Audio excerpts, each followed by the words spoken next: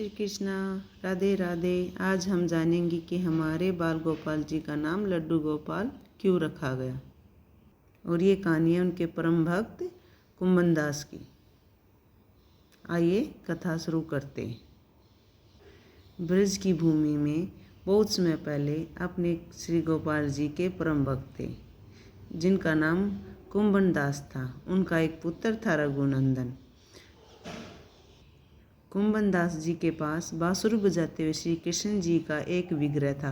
वे हर समय प्रभु भक्ति में लीन रहते थे और पूरे नियम से श्री कृष्ण सेवा करते थे।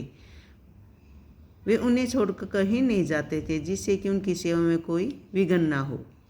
एक दिन वृंदावन से उनके लिए भागवत कथा का न्योता आया। पहले तो उन्होंने मना कर दिया, परंतु लोगों के जोर देने पर वो जाने के लिए तैयार हो गए।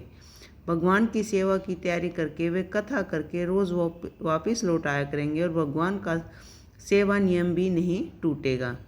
अपने पुत्र को उन्होंने समझा दिया कि भोग मैंने बना दिया है, तुम ठाकुर जी के समय पर भोग लगा देना। और वे चले गए। रघुनंदन ने भोजन की थाली ठाकुर जी के सामने रखी और सरल मन के आग्रह किया कि ठाकुर जी आओ, भोग लगाओ। क्योंकि वो तो बच्चे थे, उन्होंने तो अपने बाल रूप से बुलाया उनको। और बाल मन में यह छवि की कि वे आकर अपने हाथों से भोजन करेंगे, जैसे कि हम खाते हैं।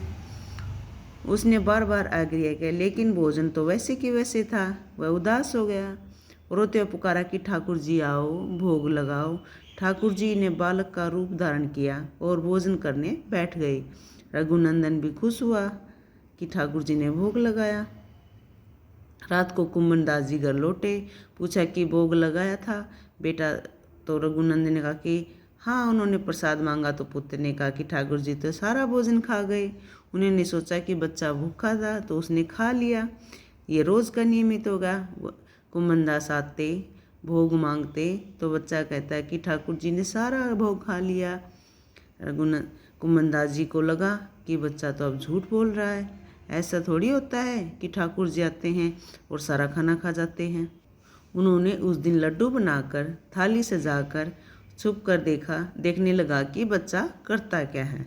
रघुनंदन ने रोज़ की तरह ठाकुर जी को पुकारा तो ठाकुर जी बाल रूप में प्रकट हुए और लड्डू खाने लगे। उनके एक हाथ में लड्डू और दूसरे हाथ में भी लड्डू था, जो कि वो खाने वाले थे। तभी कुंभनदास जी आए, दौड़ते हुए उनके चरणों में गिरकर विनती करने लगे। उस समय ठाकुर जी के एक हाथ में लड्डू और दूसरे हाथ का लड्डू मुख में जाने ही वाला था कि वे जड़ हो गए। उसके बाद उनके इसी रूप की पूजा की जाती है और वे लड्डू गोपाल जी कहे जाने लगे। जय श्री कृष्णा, राधे राधे। जो भी इस कथा को सुनता है, उनकी सभी मनोकामनाएं पूर्ण हो। हमारे बाल गोपाल जी ऐसे ही सभी की मनोकामना पूर्ण करे और सबके जीवन में खुशहाली भरे। जय Shri Shyam, Radhe Radhe. Thanks for watching. Please like or subscribe my channel.